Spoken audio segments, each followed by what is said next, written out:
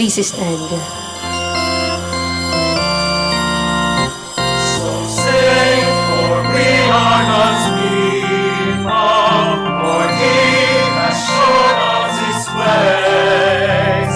He gathers us to His table to partake of His grace. Oh, let us sing to every nation, great is our God and King. He is our heart, our salvation. Lift up your hearts and sing. Great is our God and King.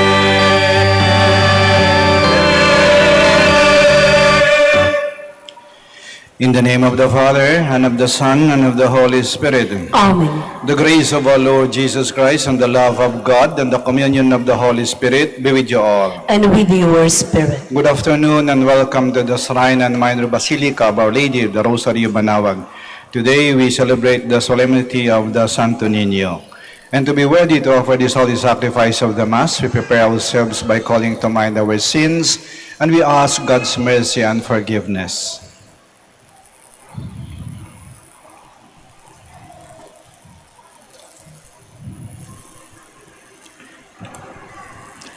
In all humility, altogether we say, I confess to Almighty God and to you, my brothers and sisters, that I have greatly sinned in my thoughts and in my words, in what I have done and in what I have failed to do.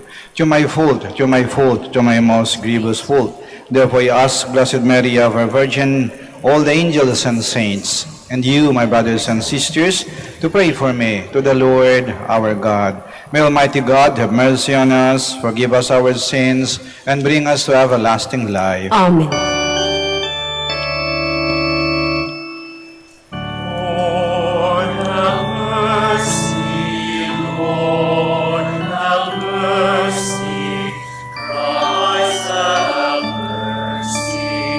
Christ, have mercy. Lord, have mercy. Lord, have mercy.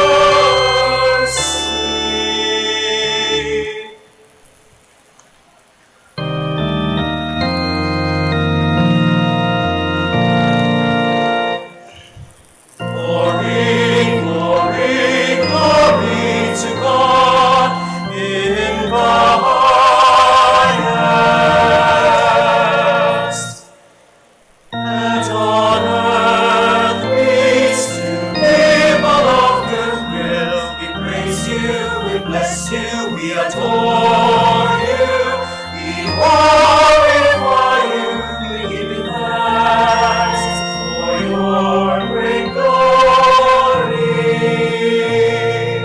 Lord God, heavenly King, all God, Almighty Father, Lord Jesus Christ, only begotten Son, Lord God, Lamb of God, Son of the Father, you take away the sins of the world. Have mercy on us. You take away the sins of the world. Receive our prayer. You are seated at the right hand of the Father. Have mercy on us. For you alone are the Holy One. You alone are the Lord. You alone are the Most High. Jesus Christ, with the Holy Spirit, in the glory of God the Father. Amen.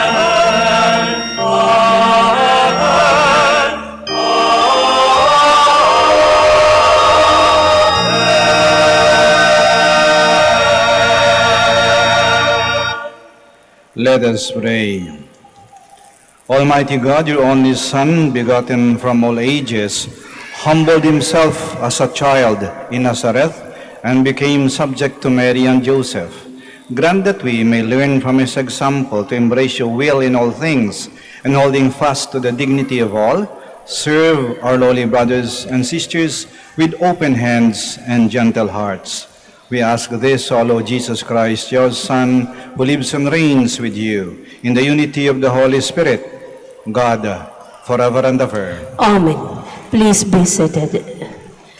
The oracle we are about to hear proclaimed is a prophecy about a mysterious child, the Messiah, who brings the light of God's love into the world, darkened by sin. A reading from the book of the prophet Isaiah. The people who walk in darkness have seen a great light. Upon those who dwelt in the land of gloom, a light has shone. You have brought them abundant joy and great rejoicing, as they rejoice before you as at the harvest, as people make merry when dividing spoils. For the yoke that burdened them, the pole on their shoulder, and the rod of their taskmaster, you have smashed, as on the day of Midian. For every boot that tramped in battle, every cloak rolled in blood, will be burned as fuel for flames. For a child is born to us, a son is given us. Upon his shoulder dominion rests. They name him Wonder Counselor, God Hero, Father forever, Prince of Peace. His dominion is vast and forever peaceful. He will rule as David's successor, basing his power on right and justice, from now until the end of time. The zeal of the Lord of hosts will do this. The word of the Lord. Thanks be to God. All the ends of the earth have seen the saving power of God. All the ends of the earth have seen the saving power of God. Sing to the Lord a new song, for he has done wondrous deeds. His right hand has won victory for him, his holy arm. All the ends of the earth have seen the saving power of God. The Lord has made his salvation known. In the sight of the nations, he has revealed his justice. He has remembered his kindness and his faithfulness toward the house of Israel. All the ends of the earth have seen the saving power of God. All the ends of the earth have seen the salvation by our God. Sing joyfully to the Lord, all you lands. Break into song, sing praise. All the ends of the earth have seen the saving power of God. Sing praise to the Lord with a harp and melodious song, with trumpets and the sound of a horn. Sing joyfully before the King, the Lord. All the ends of the earth have seen the saving power of God. In this prayer of praise and petition, Paul expresses some of the most consoling truths of our faith. A reading from the letter of Paul to the Ephesians. Blessed be the God and Father of our Lord Jesus Christ, who has blessed us in Christ with every spiritual blessing in the heavens, as he chose us in him before the foundation of the world to be holy and without blemish before him. In love, he destined us for adoption to himself through Jesus Christ, in accord with the favor of his will, for the praise of the glory of his grace that he granted us in the Beloved. Therefore, I too, hearing of your faith in the Lord Jesus and of your love for all the holy ones. Do not cease giving thanks for you, remembering you in my prayers.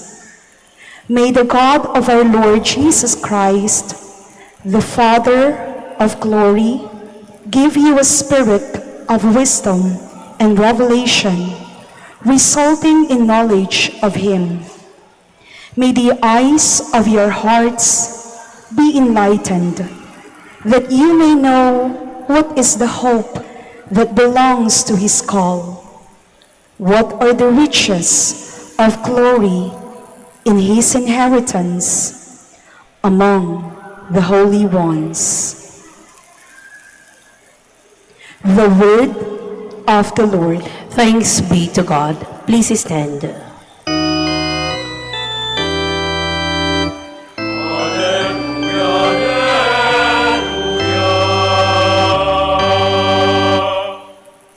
The Word became flesh and made His dwelling among us.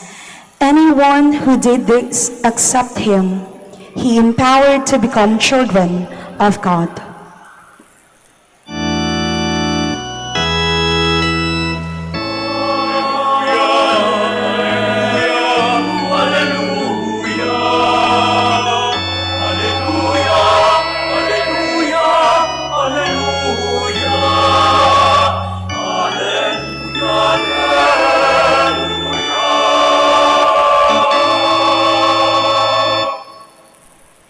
The Lord be with you. And with your spirit. A proclamation from the Holy Gospel according to Matthew. Glory to you, O Lord. At that time, the disciples approached Jesus and said, "Who is the greatest in the kingdom of heaven?" Jesus called a child over, placed it in their midst, and said, "Amen, I say to you, unless you turn and become like children, you will not enter the kingdom of heaven. Whoever humbles himself like this child is the greatest in the kingdom of heaven. And whoever receives one child such as this in my name receives me. Whoever causes one of these little ones who believes in me to sin, it would be better for him to have a great millstone hung around his neck and to be drowned in the depths of the sea. See that you do not despise one of these little ones. For I say to you that their angels in heaven always look upon the face of my heavenly Father." The Gospel of the Lord. Praise to you, Lord Jesus Christ. Please be seated. Maaring nahalata ninyo, yung mga maliliit na bata, pag gustong pakarga yan sa nanay o tatay nila, tinataas yung kamay. Para bang sinasabi, "Mami, Daddy, Papa, Tatay, kargahin mo ako. Damputin mo ako. Gusto kong maramdaman yung init ng iyong yakap. Gusto kong maramdaman na mahal mo ako." Tinataas ang kanyang kamay. Yung pare, siguro nahalata nyo rin, pag siya'y nagmimisa at nagdadasal, nakataas din ang kanyang kamay. Parang yun sinasabi niya, "O Ama, damputin mo ako." Pagtaas ng kamay, yun yung hulugan ng pagsuko. Surrender. Sumusuko. At may dalawang dahilan ng pagsuko. Una, sumusuko ka dahil natatakot ka. At natatakot ka sa kalaban mo. Kasi maaari kang saktan o mas mabigat na parusang bibigay sa iyo. Kaya sumusuko ka dahil sa takot. Pero may pangalawang dahilan yung pagsuko. Sumusuko ka dahil nagtitiwala ka. At nagtitiwala ka sa nagmamahal sa iyo. Kaya di ba kuminsan, pag may nanliligaw, anong sinasabi ng nililigawan? "Sinusuko ko na sa iyo ang puso ko. Mahal din kita." Pagsuko. Kaya ibig sabihin, tulad ng mga bata, at yung pare, at tayong lahat, pag nagdadasal, nakataas ang ating kamay. "Panginoon, eto kami. Sumusuko sa iyo. Dahil makapangyarihan ka, wala kami makapangyarihan. Alam mo ang lahat, wala kaming alam. Napakalakas mo, kami mahina kami. Kaya sumusuko kami sa iyo. Ibig sabihin, abutin mo ang aming kamay. Akayin mo kami. Yakapin mo kami. Kargahin mo kami. Dalhin mo kami. Sa alam mong para sa aming kabutihan. Sapagkat ikaw ang Diyos na mapagmahal. At alam naming dadalhin mo kami sa alam mong makabubuti sa amin. Sumusuko kami sa iyo. Yung pare, yung mga bata, marunong sumuko. Ibig sabihin, tayo ay marunong magpakababa. Tayo ay maaring damputin at kargahin ng Diyos kapag tayo ay sumusuko. Huwag kayong mamroblema, baka sabihin nyo, paano ako dadamputin, kakargahin ng Diyos? No? Napakataba ako, napakalaki ko, napakabigat ko. Hindi po. Hindi tinitingnan ng Diyos ang bigat ng ating katawan. Ang tinitingnan ng Diyos ay ang kababaan ng ating kalooban. Pag mababa ka, doon ka dadamputin ng Diyos. Hindi madampot ng Diyos ang mga mayayabang. Bakit? Kasi mayayabang, kung umasta, ay mas mataas pa sa Diyos. Mas marunong pa sa Diyos. Mas makapangyarihan pa sa Diyos. Mas marami pang alam kaysa sa Diyos. Paano sa dadamputin ng Diyos? Napakataas na nila.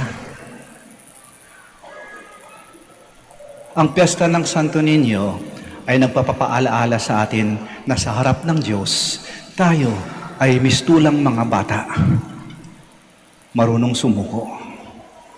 Sinasabi natin sa Diyos, Diyos, eto kami mga anak mo, mahina kami, wala kaming alam, wala kaming kaya, wala kaming kapangyarihan, damputin mo kami, akayin mo kami, karagahin mo kami, dahil mahal na mahal mo kami. Pag tayo nagdadasal ng Ama namin, dati-dati nakataas yung ating kamay, pero ngayon, may batas ng simbahan. Yung pari lang po, yung maaaring magtaas ng kanilang kamay habang nagdadasal ng Ama namin. At tayong, yung mga nagsisimba, nakadaog palad tayo. Bakit? Kasi yung pare, siya ang sumisimbolo kay Kristo. At si Kristo, sa katauhan ng pare, nakipag-usap sa kanyang Ama. At siyang kumakatawan sa ating lahat. Kaya ito'y sumasang-ayon sa ginagawa ng pare. Kaya nakadaog palad ang ating mga kamay. Pinangungunahan tayo ng pare na siyang kumakatawan kay Kristo. Kaya yan ha, dati-dati kasi pag nagdadasal ng Ama namin, hawak kamay pa tayo, nakataas yung kamay natin. Hindi po. Simula ngayon, pag nagdasal ng Ama namin, yung pare nakataas ng kamay, tapos tayo nakadaog palad. Ibig sabihin, nakikiisa tayo sa pare na namumuno sa atin. Tayong lahat ay mga bata, mga Santo Niño sa harap ng Diyos na ating Ama. Kahilingin natin yan sa ating Panginoon, sa ating mahal na Ina. Napakaswerte nga natin na narito tayo sa dambana ng mahal na Ina ng Manaoag. Alam niyo po, yung isang tao, kahit nag-ano sa katanda, sa harap ng kanyang ina, muli siyang bumabata. Kahit nag-ano kakatanda, sa harap ng iyong mapagmahal na ina, muli kang bumabata. At yan tayo ngayon. Mistulang mga bata, pero mga banal na mga bata. Santo Niño, sa harap ng ating mapagmahal na Ama.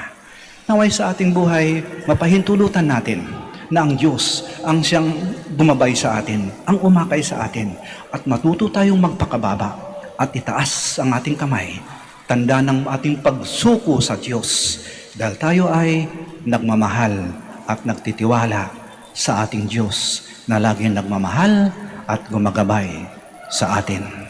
Panginoon, eto po kami, mga Santo Niño. Akayin niyo po kami at dalhin niyo po kami sa inyong kaharian. Amen. Sitayo po tayo at ipahayag po natin ang ating pananampalataya. I believe in one God, the Father Almighty, maker of heaven and earth, of all things visible and invisible. I believe in one Lord Jesus Christ, the only begotten Son of God, born of the Father before all ages, God from God, light from light, true God from true God, begotten, not made, consubstantial with the Father. Through him all things were made. For us men and for our salvation he came down from heaven, and by the Holy Spirit was incarnate of the Virgin Mary, and became man. For our sake he was crucified under Pontius Pilate. He suffered death and was buried, and rose again on the third day in accordance with the Scriptures. He ascended into heaven, and is seated at the right hand of the Father. He will come again in glory to judge the living and the dead, and his kingdom will have no end. I believe in the Holy Spirit, the Lord, the giver of life, who proceeds from the Father and the Son, who with the Father and the Son is adored and glorified, was spoken to the prophets. I believe in one holy, Catholic, and Apostolic Church. I confess one baptism for the forgiveness of sins, and I look forward to the resurrection of the dead and the life of the world to come. Amen. As we honor the Santo Niño, let us turn our attention to our children and youth and pray for all their needs, saying, Lord, graciously hear us. Lord, graciously hear us. That the whole Church, under the leadership of the Holy Father, our Bishop and Priest, may always show a special, practical love for our children and youth. Let us pray. Lord, graciously hear us. That all teachers and the media may help our children and youth imbibe authentic values and motivate them to live by such values. Let us pray. Lord, graciously hear us. That the children and youth of our nation may grow in dedication, purity, and honesty, treasuring and practicing their Catholic faith. Let us pray. Lord, graciously hear us. That all parents may care for their children and bring them up as upright citizens and zealous members of the Church. Let us pray. Lord, graciously hear us. That all the devotees of the Santo Niño may persevere in their efforts to grow in love of God and neighbor. Let us pray. Lord, graciously hear us. Let us pray in silence for our personal intentions.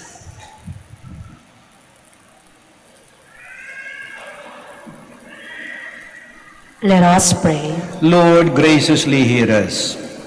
Lord, grant us dedicated concern for the children and the youth of today. May we work for their total welfare, for love of you, who live and reign forever and ever. Amen. Please be seated.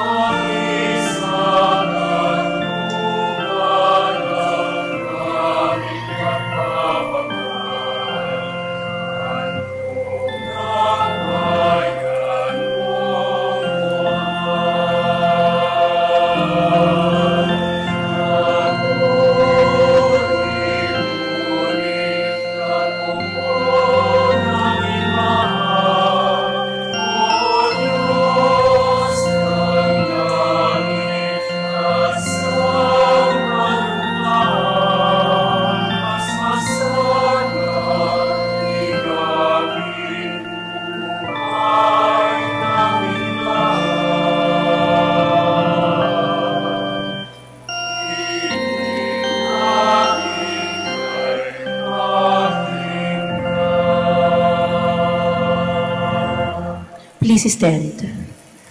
Pray, my dear brothers and sisters, that our sacrifice may be acceptable to God, the Almighty Father. May the Lord accept the sacrifice at your hands for the praise and glory of his name, for our good and the good of all his holy church. God, our Creator, we offer the gifts of bread and wine to recall the childhood of your only Son. Let our offering become the sacrifice of him who brought forgiveness and peace to the world. Grant this To Jesus Christ, our Lord. Amen. The Lord be with you. And with your spirit, Lift up your hearts. we lift them up to the Lord. Let us give thanks to the Lord our God. It is right and just. It is truly right and just, our duty and our salvation, always and everywhere to give you thanks, Lord, Holy Father, Almighty and eternal God, through Christ our Lord. For in the feast of this awe-filled mystery, though invisible in his own divine nature, he has appeared visibly in ours, and begotten before all ages, he has begun to exist in time, so that raising up in himself all that was cast down, he might restore unity to all creation, and call straying humanity back to the heavenly kingdom. And so with all the angels we praise you, as in joyful celebration we acclaim.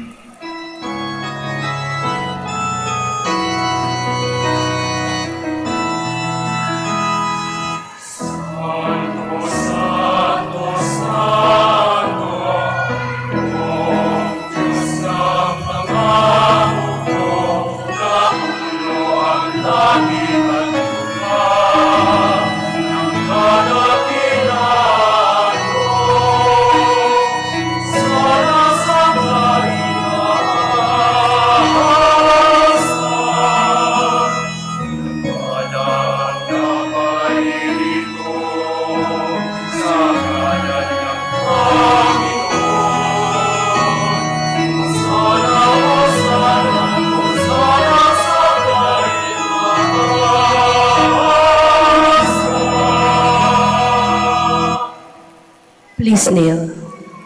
You are indeed holy, O Lord, the fount of all holiness.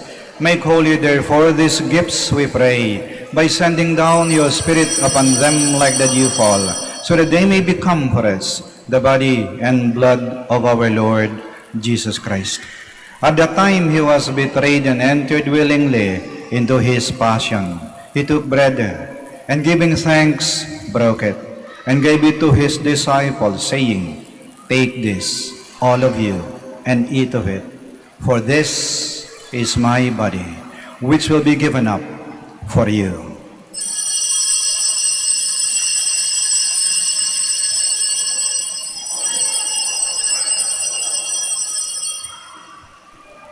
In a similar way, when supper was ended, he took the chalice, and once more giving thanks, he gave it to his disciples, saying, "Take this, all of you, and drink from it. For this is the chalice of my blood, the blood of the new and eternal covenant, which will be poured out for you and for many for the forgiveness of sins. Do this in memory of me."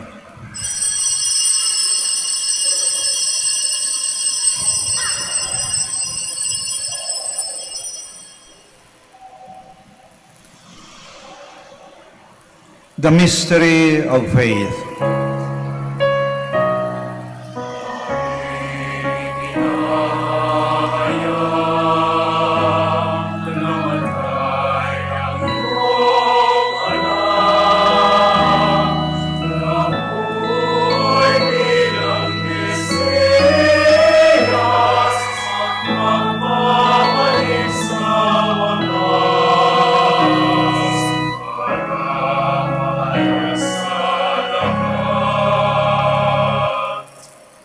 Therefore, as we celebrate the memorial of his death and resurrection, we offer you, Lord, the bread of life and the chalice of salvation, giving thanks that you have held us worthy to be in your presence and minister to you. Humbly we pray that partaking of the body and blood of Christ, we may be gathered into one by the Holy Spirit. Remember, Lord, your church spread throughout the world, and bring her to the fullness of charity, together with Francis, our Pope, Socrates, our Archbishop, Fidelis, our Auxiliary Bishop, and all the clergy. Remember also our brothers and sisters who have fallen asleep in the hope of the resurrection, and all who have died in your mercy. Welcome them into the light of your face. Have mercy on us all, we pray, that with the Blessed Virgin Mary, Mother of God, with Blessed Joseph, her spouse, with the blessed apostles, and all the saints who have pleased you throughout the ages, we may merit to be co-heirs to eternal life, and may praise and glorify you to your Son, Jesus Christ. Through him, and with him, and in him, O God, Almighty Father, in the unity of the Holy Spirit, all glory and honor is yours, forever and ever.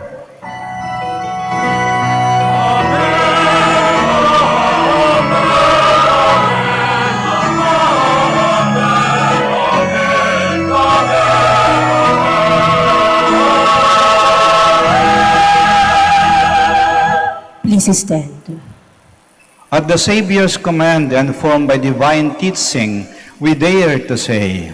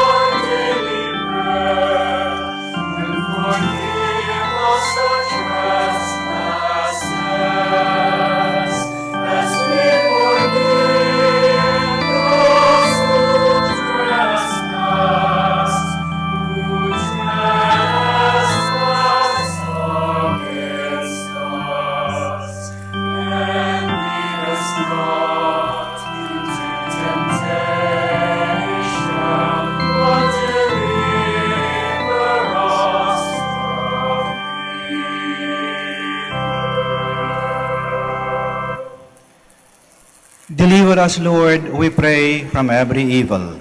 Graciously grant peace in our days, that by the help of your mercy, we may be always free from sin and safe from all distress, as we await the blessed hope and the coming of our Savior, Jesus Christ.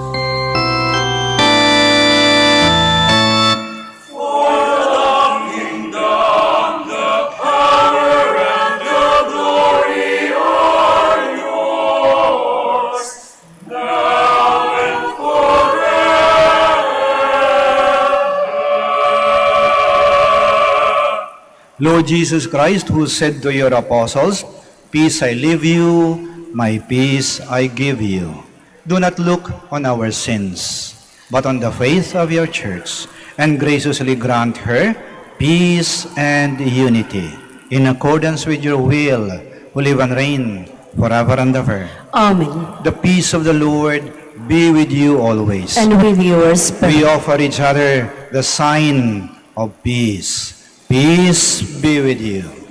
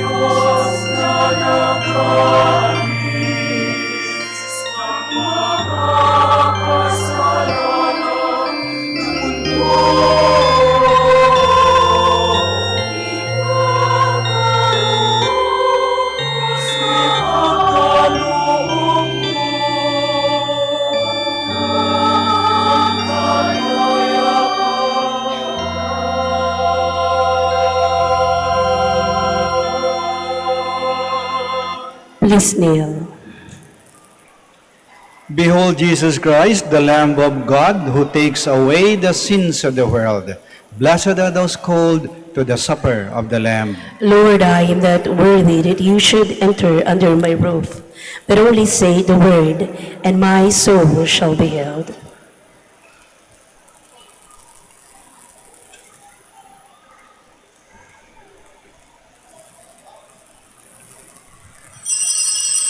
Paalaala po sa lahat. Sa inyong pagtanggap ng komunyon, bago po humarap, pakibaba na po ang face mask. Kapag sinabi sa inyo, Body of Christ, tanggapin ng inyong dalawang kamay ang hostya at sumagot ng Amen. At isubo na agad ang hostya. Huwag po ninyong isubo habang naglalakad at lalong huwag dalhin sa upuan ang hostya upang maiwasan po ang pagkahulog nito. Salamat po.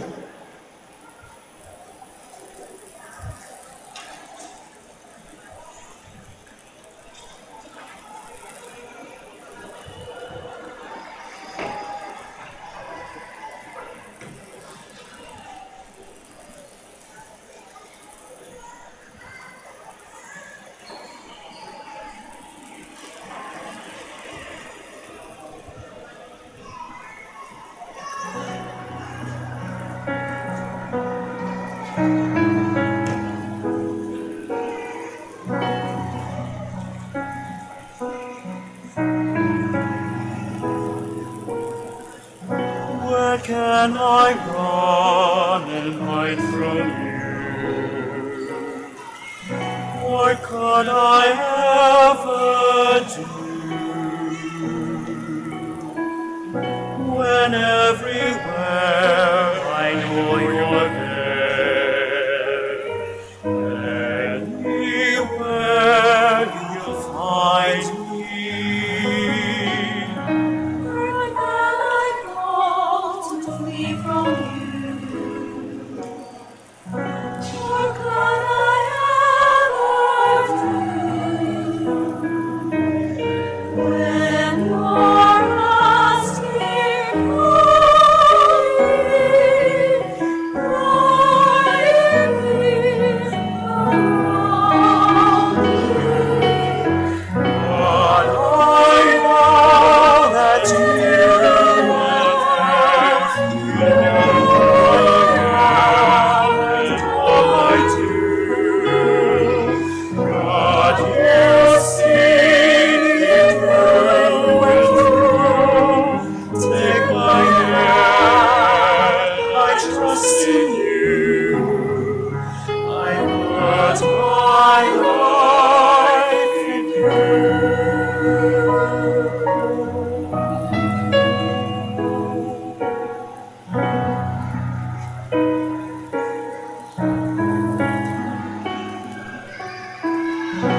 You know me when I sit or stand.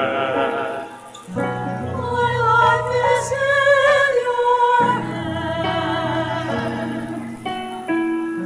You read my thoughts from far away. In everything you know me. You only need my darkest hour. You give me strength and power. You are there beside me, watching me rise. But I know that you are there. You know I am and all I do. God, you see me through and through. Take my hand, I trust in you. I put my life in you. For all the wonders that you give me. For all the marvels that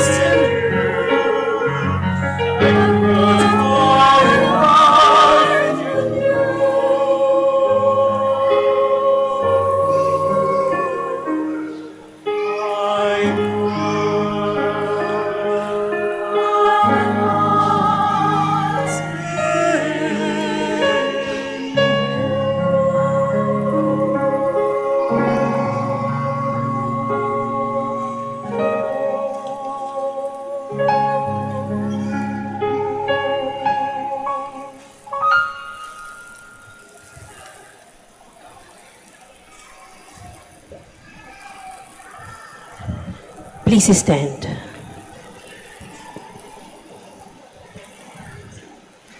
Let us pray.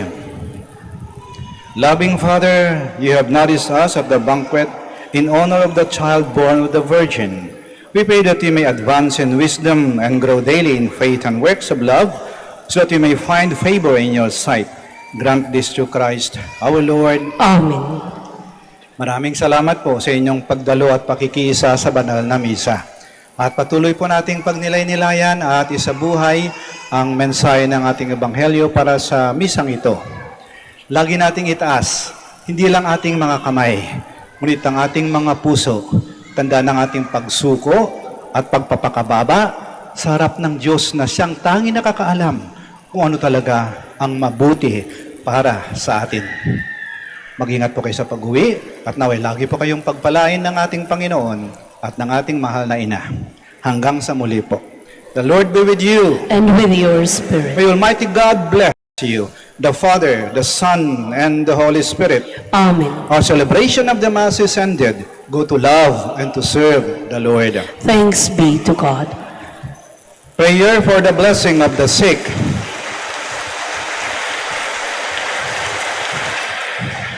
Ngayon po yung dasal po para sa mga may sakit. Yung mga may sakit po na naririto po ngayon. At kahit wala po rito, pero naalaala po natin sila. At maring ang kanilang sakit o karamdaman ay mas maluba kaysa sa atin, isama po natin sila sa dasal na ito. Marahan po nating banggitin ang kanilang mga pangalan. God our Almighty Father, by your blessing, you give us strength and support in our frailty. Turn with kindness toward our sick brothers and sisters, free them from all sickness, and restore them to good health. To the intercession of Our Lady of the Rosary of Manaoag, we ask this through Christ our Lord. Amen. Prayer for the blessing of religious articles. Ngayon po yung pagbindisyon ng mga religious articles. Huwag na po kayong lumapit. Huwag na po kayong umalis sa inyong mga kinaroroonan. Kami na po ang lalapit sa inyo. Pakitaas lamang po ng mga pabibindisyonan po ninyo. In memory of the mysteries of the life, death, and resurrection of our Lord Jesus Christ, and to the honor and glory of the Blessed Virgin Mary, Mother of Christ and Mother of the Church, Our Lady of the Rosary of Manaoag, may these rosaries, images, candles, scapulars, crucifixes, oil, and other articles of devotion be blessed and made holy. In the name of the Father, and of the Son, and of the Holy Spirit. Amen.